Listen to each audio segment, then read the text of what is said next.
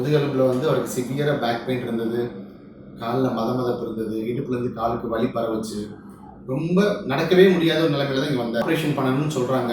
நாங்கள் இந்த மாதிரியான கண்டிஷன்ஸுக்கு ஆப்ரேஷன் இல்லாமையும் கம்ப்ளீட்டாக சரி பண்ணி கொடுக்குறோம். நான் வரும்போது ரொம்ப பெண்டாக இப்படி வளைஞ்சி ஒன் சைடாக வந்தேன். இங்கே வந்த பேருக்கு நேராக நல்ல மாதிரியாக நடக்க ஆரம்பிச்சிட்டேன்.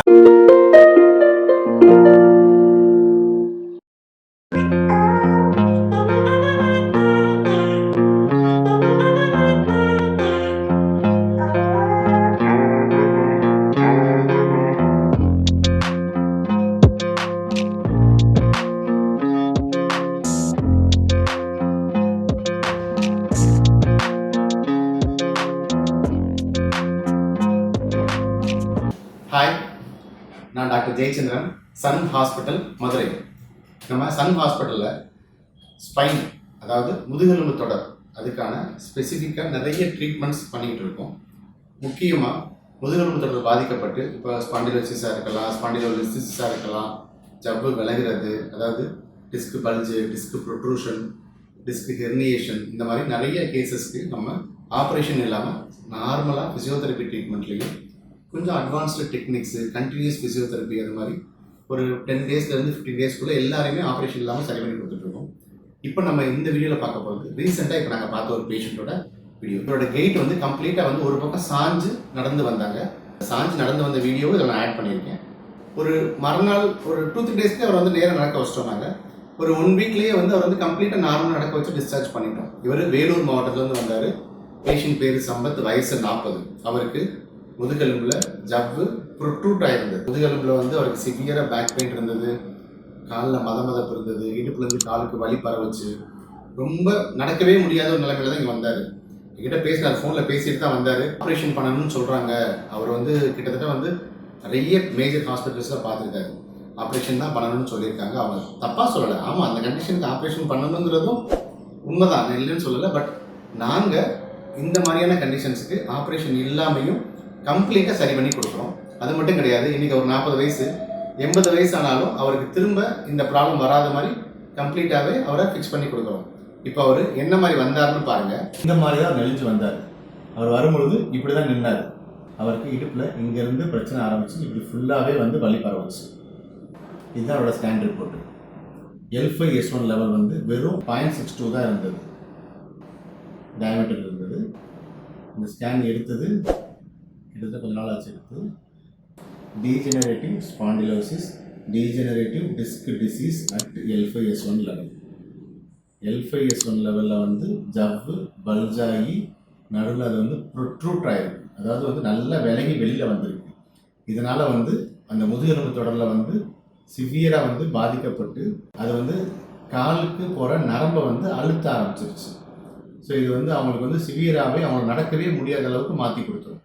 இப்படி ஒரு ரிப்போர்ட் இருந்ததுன்னா எங்கே போனாலுமே அவங்க ஆப்ரேஷன் பண்ணணும்னு தான் சொல்லுவாங்க. பட் நம்மளோட ஹாஸ்பிட்டலில் இதுக்கு 100% ஆப்ரேஷன் இல்லாமல் சரி பண்ணி தரதுக்கு நாங்கள் ட்ரை பண்ணுறோம். இந்த பேஷண்ட்டை பொறுத்த வரைக்கும் இவர் வந்து கம்ப்ளீட்டாகவே சரியாகவும் செஞ்சுருக்காரு. நீங்கள் இப்போ அவரே சொல்லுவார் எவ்வளோ அவர் கஷ்டப்பட்டார், இப்போ எப்படி இருக்கார், எப்படி நடந்து வந்தார், எல்லா வீடியோஸும் அவரே சொல்கிற மாதிரி பார்த்துக்குவோம். அதே மாதிரி அவருக்கு வந்து அவர் என்ன வேலை பார்க்குறாரு அப்படின்னா, அவர் செங்கல் காலவாசலில் வேலை பார்க்குறவர்.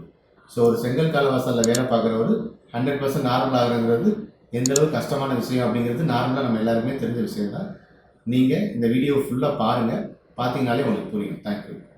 எங்கள் ஊர் வந்து வேலூர்லேருந்து யூடியூப்பில் பார்த்து சன் இதுக்கு ஹாஸ்பிட்டலுக்கு மதுரைக்கு நாங்கள் வந்திருக்கோம்.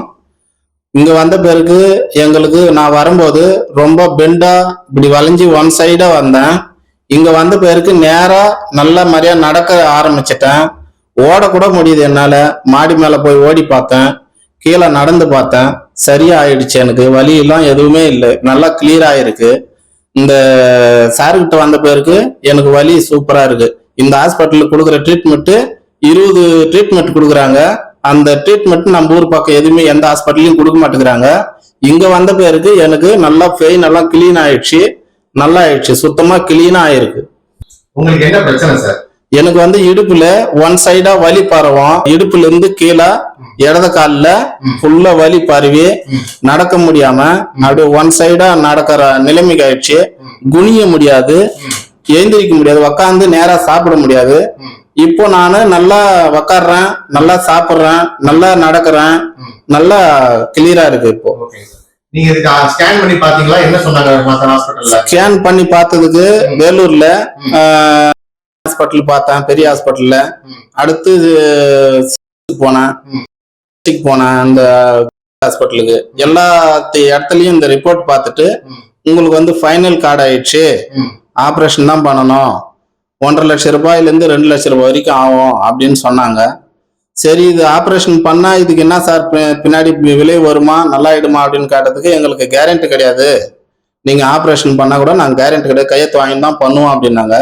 இங்க மட்டும்தான் வந்தாக்கா ஆபரேஷனே இல்லாம நாங்க முடிச்சு கொடுக்குறோம் அப்படின்னு யூடியூப்ல போட்டிருந்தாரு சாரு. அதை பார்த்து நாங்க இங்க வந்தோம். இப்போ சொன்ன மாதிரி எனக்கு கிளியரா பண்ணி விட்டுட்டாங்க.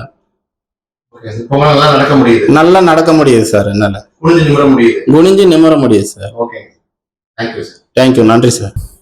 இந்த சன் இதுக்கு ரொம்ப நன்றி தெரிவித்துக்கிறேன்.